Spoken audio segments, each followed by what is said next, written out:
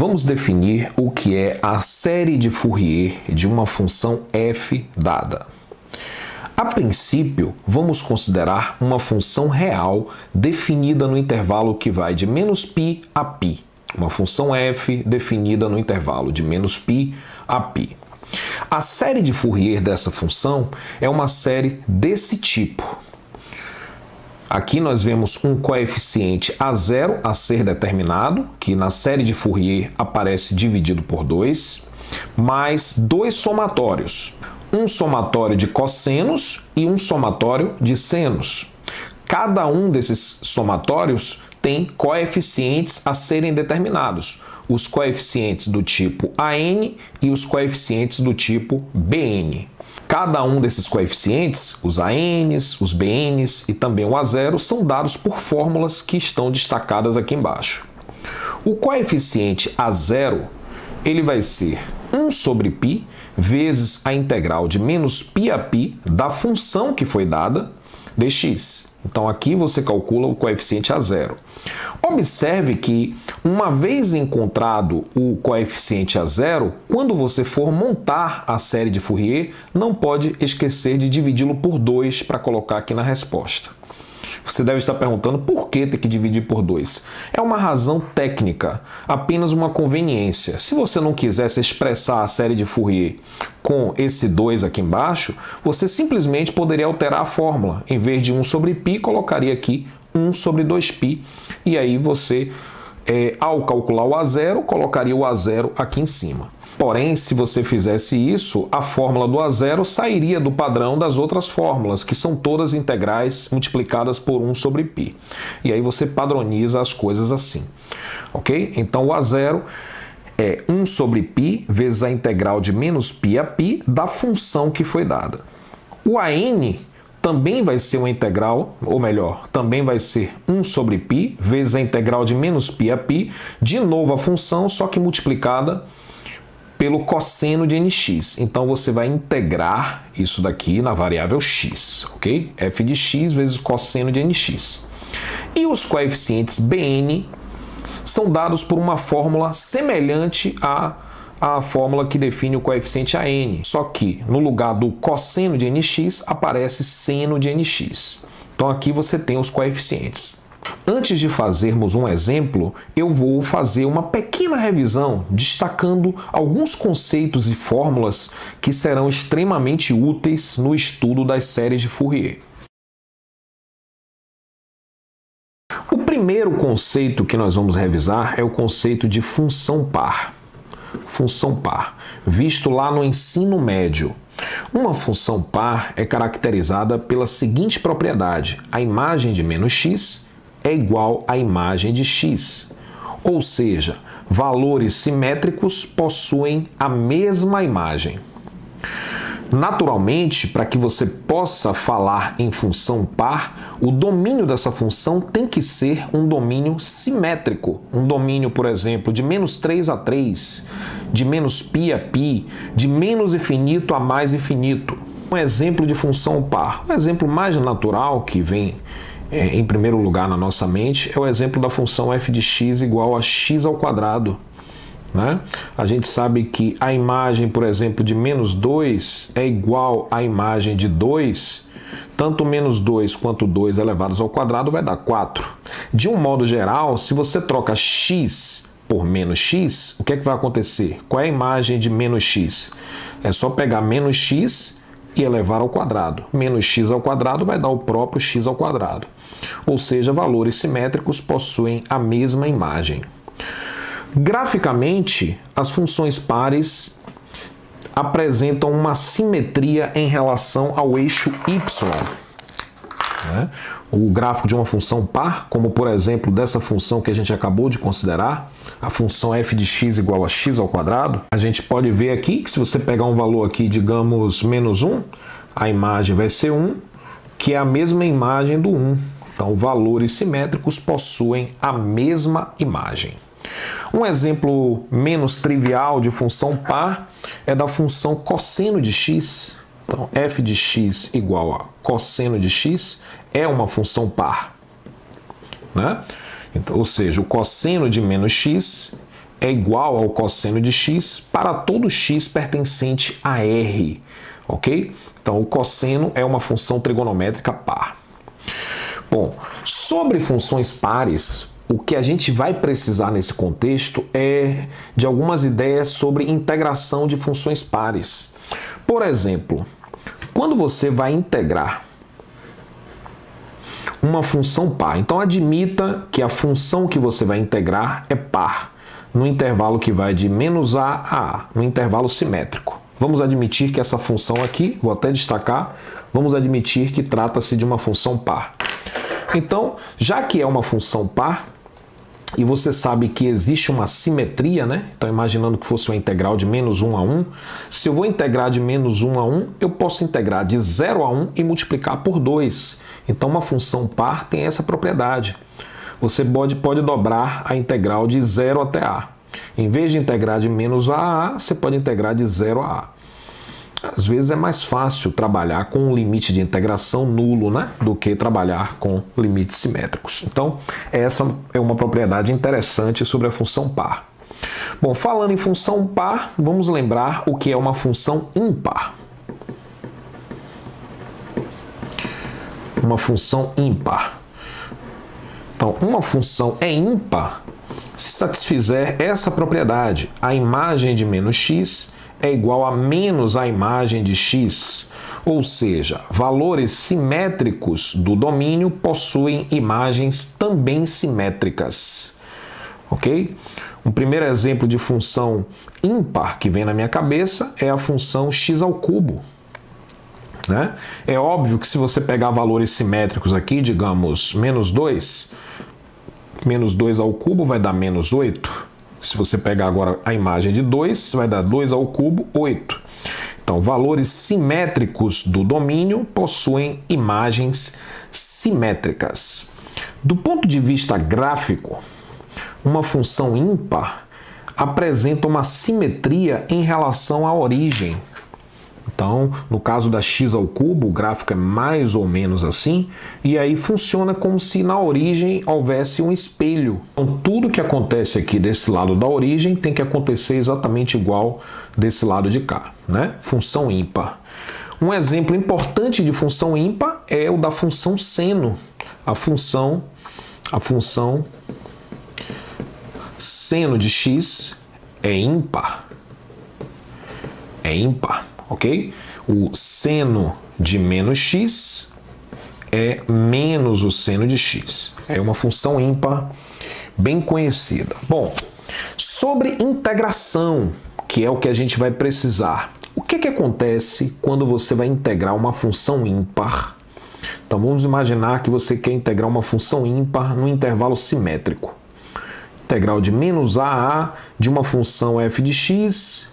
E vamos admitir que essa função é ímpar. Então, o que é que vai acontecer?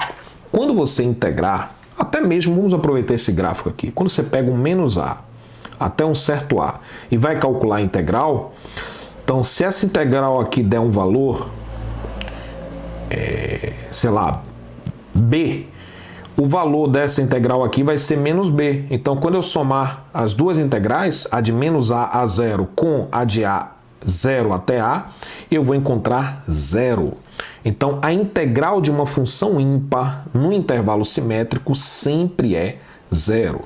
Então, isso pode ocorrer no estudo de série de Fourier, e aí você não vai perder tempo conhecendo essas propriedades, ok? Então, a integral de uma função ímpar em um domínio simétrico é zero, ok? Uma outra coisa interessante sobre funções pares e ímpares é sobre o produto delas. Se você tem uma função f de x que é par e multiplica por uma função g de x que também é par, o resultado vai ser uma função h de x que também é par, ok? Porém, se a função f for par e a função g for ímpar, a função h será ímpar. E se você multiplicar uma função ímpar por outra função ímpar, o resultado vai ser uma função par. Então funciona de uma forma bem parecida com a regra de sinal, né? Menos com menos dá mais, mais com menos dá menos, só que aqui envolvendo pares e ímpares.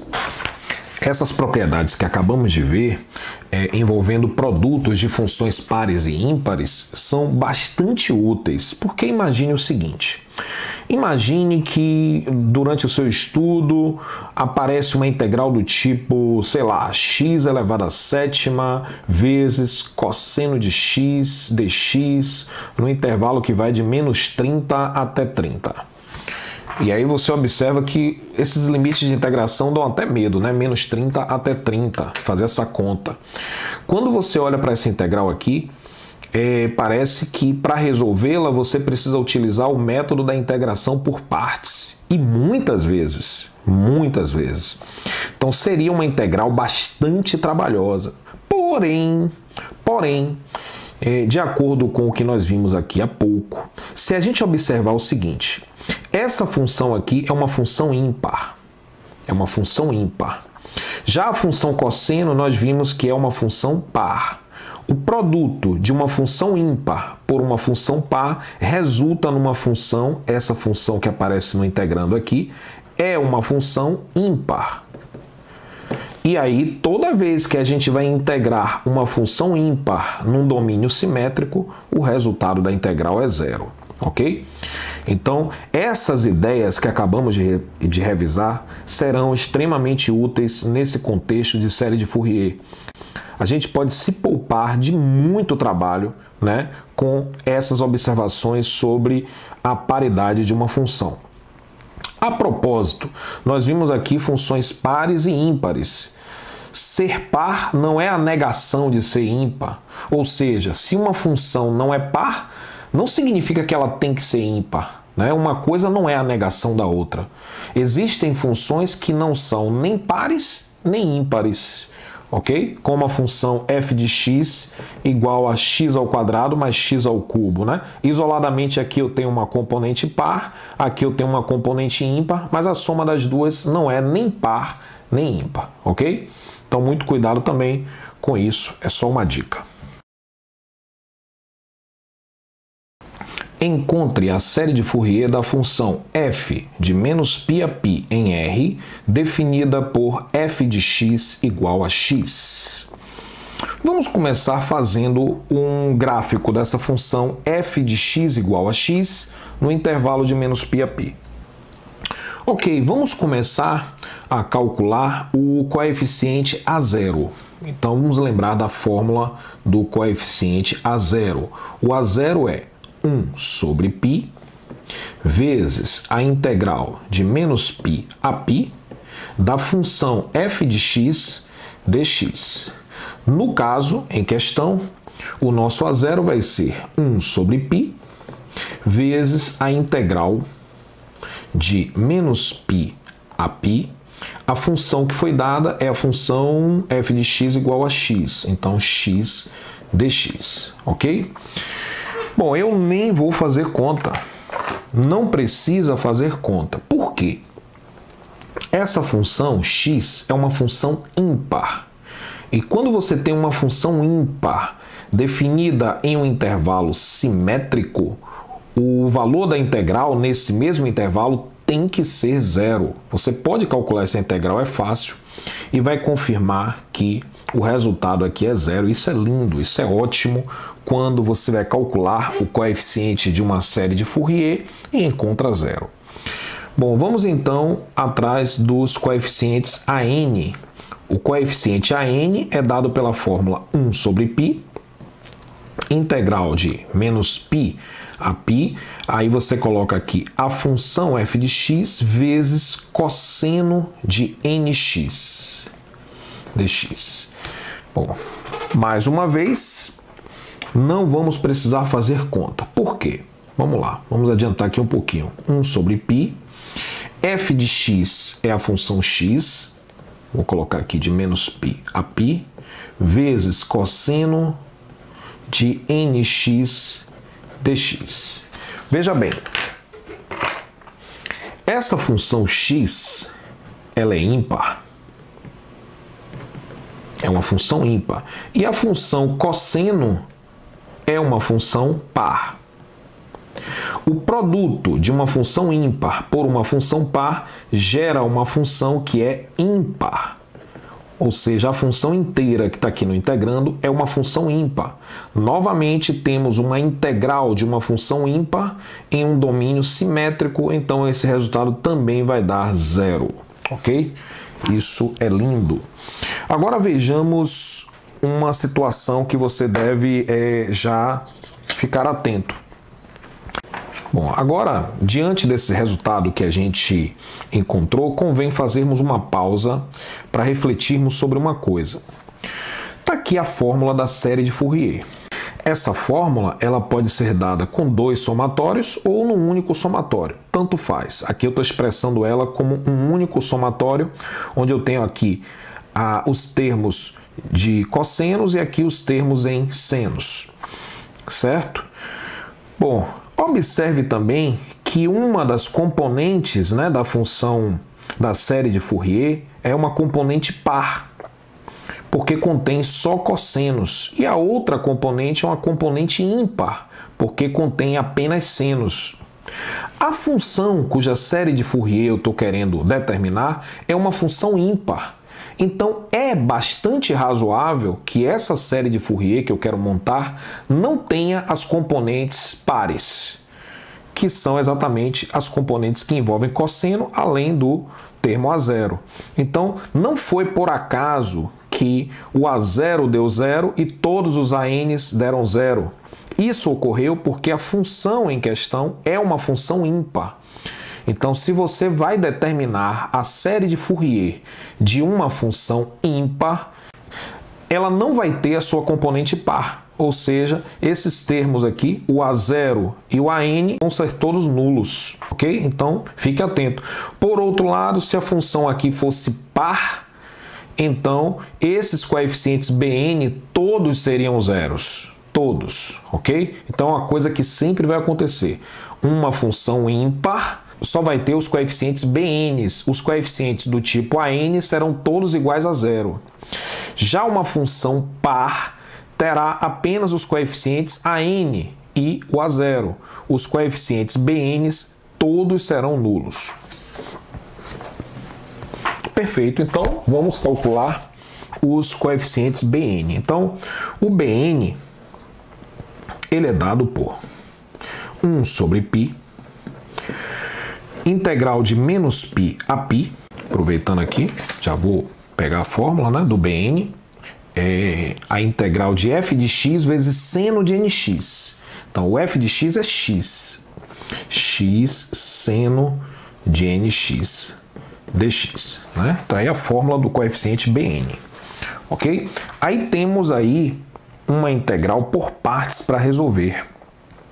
Ok? Eu vou fazer até o seguinte, eu vou, por um momento, desprezar esse 1 sobre π e desprezar os limites de integração e vou me concentrar apenas na integral indefinida, em obter uma primitiva para a função x vezes seno de x. Vamos fazer isso.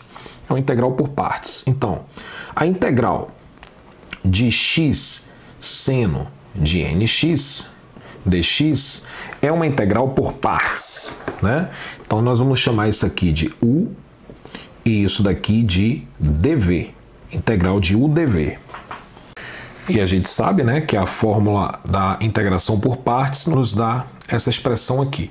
A integral de u dv é uv menos a integral de v du. Então vamos fazer isso. Primeiro vamos fazer o seguinte, já que u é igual a x, então du é igual a dx. Além disso, já que dv é seno de nx dx, então v, por integração, vai ser, bom, quanto é a integral de seno de nx dx? Isso daqui vai dar menos cosseno de nx sobre n, ok? E isso daí é o v. Ok? Aí a gente vai partir para a fórmula de integral por partes. A integral de u dv vai ser uv o v, então vai ser x vezes menos cosseno de nx sobre n, então vai ser menos x cosseno de nx sobre n, menos a integral de v du. Observe que como esse v é negativo, quando você fizer menos v du, vai embaralhar esse menos com esse menos daqui, vai ficar mais. Integral de v du, o v daqui, tá aqui, cosseno de nx sobre n, vezes du, e o du é o dx. Ok? Pronto. Aí o que é que acontece? Isso daqui vai ser menos x cosseno de nx sobre n, vou repetir essa parte, mais, vou tirar esse 1 sobre n, né, daqui, lembrando que a integral é na variável x, então esse n, nesse contexto aqui, é constante, neste momento apenas, então isso aqui vai ficar cosseno de nx dx. Pronto. Agora, a gente só vai ter o trabalho de resolver essa integralzinha aqui, que é muito fácil. Então, a nossa integral proposta vai ser menos x cosseno de nx sobre n mais... Bom, o que acontece? Qual é a integral de cosseno de nx? Vai ser seno de nx sobre n. Como tem esse n aqui, vai ficar ao quadrado. Então, atenção. Integral do cosseno de nx é seno de nx sobre n. Como já tem um n aqui embaixo também, vai ficar ao quadrado. Seno de nx sobre n ao quadrado. Ok? E aí eu coloco aqui mais c, porque a gente estava resolvendo a integral indefinida. Bem, agora a gente vai voltar para o bn. O nosso bn, que está aqui em cima, é 1 sobre π, vezes o resultado dessa integral que a gente acabou de encontrar, vou até colocar um par de colchetes aqui, menos x cosseno de nx sobre n mais seno de nx sobre n ao quadrado de menos π até π. Vou fazer uma provocação matemática. Veja bem. Aqui nós temos uma função ímpar e aqui também uma função ímpar. O produto de duas funções ímpares é uma função par. E toda vez que você vai integrar uma função par em um domínio simétrico, em vez de integrar de menos π a π, eu posso me dar ao luxo de integrar de 0 a π, que geralmente é mais fácil, e multiplicar por 2. Ou seja, isso daqui é 2 sobre π vezes a integral de 0 a π de x seno de nx dx, ok? Eu me senti mais à vontade em resolver essa integral. Então, o que é que eu vou fazer aqui? Vou fazer um conserto, que não é bem um conserto. Vou fazer aqui um reparo aqui para poder integrar do jeito que eu quero. Vou integrar de 0 a π e vou multiplicar por 2, ok? Se você não gostou, mantenha o cálculo do jeito que estava e depois confirme as respostas, né? A minha e a sua. Bom, é sempre bom trabalhar com zero, né? Ainda mais quando tem uma expressão gigante como essa. Então isso aqui vai ser 2 sobre π vezes... Bom, vamos substituir o x por π, né? Aqui são os valores de x, de 0 a π. Então isso daqui vai ficar menos π cosseno de nπ sobre n mais seno de nπ sobre n ao quadrado. Menos, aí quando eu for substituir o zero, olhe como é melhor. Quando você for substituir o x por zero, você vai substituir o x por zero aqui, vai zerar tudo. Quando você trocar o x por zero aqui, seno de zero é zero, também vai zerar tudo. Então eu vou colocar simplesmente aqui menos zero. Esse zero aqui surgiu quando você trocou o x por zero nessa expressão aqui, na aplicação do teorema fundamental do cálculo. Então o nosso bn, ele vai sair dessa conta aqui, né? Então vamos colocar aqui, é 2 sobre π vezes... Bom, observe que O seno de π é zero. O seno de 2π também é zero. O seno de 3π também é zero. O seno de 4π é zero. Então, qualquer que seja esse n aqui, o seno de nπ sempre será zero. Ou seja, o meu coeficiente, por enquanto, só está dependendo disso daqui. O resto tudo deu zero. Então, vamos pensar assim.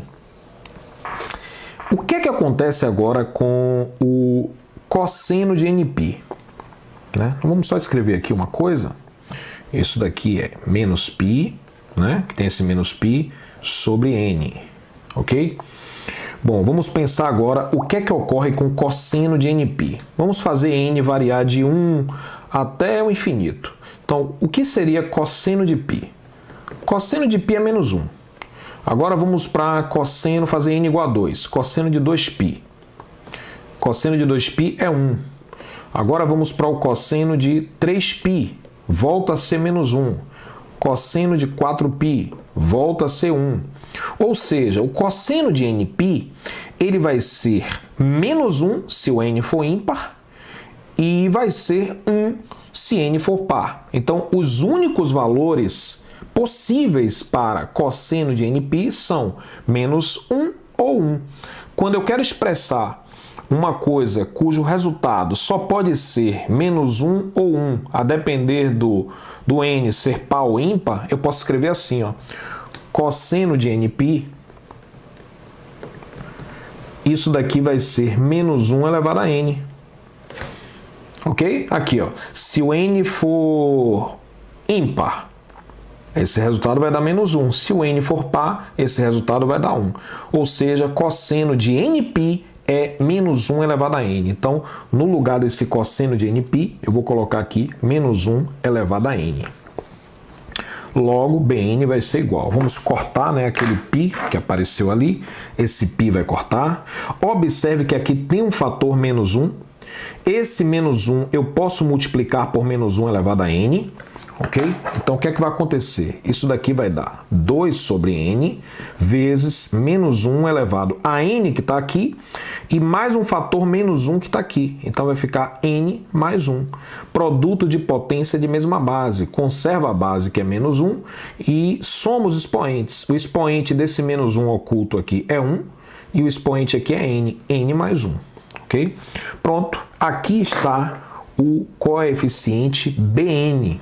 Lembrando que uma série de Fourier tem o coeficiente A0, tem o coeficiente AN e o coeficiente Bn.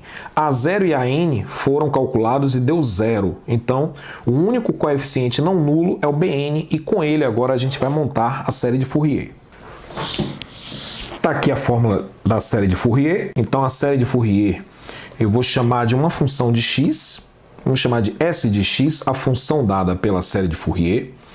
Essa função vai ser, bom, o A0 é 0, então isso aqui não vai ter. O AN também não vai ter, então não vai ter essas componentes aqui com cossenos. Então a nossa série de Fourier vai ser somatório, com n variando de 1 a infinito, isso aqui sumiu, então só vai ficar isso aqui, que é o Bn que a gente acabou de encontrar, 2 sobre n vezes menos 1 elevado a n mais 1, vezes, aí vem seno de nx. Isso daqui é a nossa série de Fourier. Para a gente começar a se familiarizar com isso, é importante que a gente calcule alguns termos dessa série para ver o desenvolvimento, né? Então, quando n for 1, o que é que vai acontecer? Vai ficar 2 sobre 1, que é 2. 1 mais 1 é 2, o expoente vai ser par, então a primeira parcela vai ser positiva. Então, vamos ficar com 2. Vezes seno de, o n é 1, seno de x. Seno de x é a primeira parcela. A próxima parcela tem que ser negativa por conta desse fator aqui que gera alternância de sinal. Menos, agora o n é 2. 2 sobre 2 dá 1. Seno de 2x. Seno de 2x. A próxima é positiva, né? E o n agora vai ser 3, então vai ficar 2 terços. É seno de 3x. Mais uma, tem espaço aqui, menos 2 quartos. 2 quartos é meio. seno de 4x. Quase não sai, mais reticências. Então tá aí a nossa série de Fourier da função x definida no intervalo de -π a π, e tá aí o desenvolvimento dela.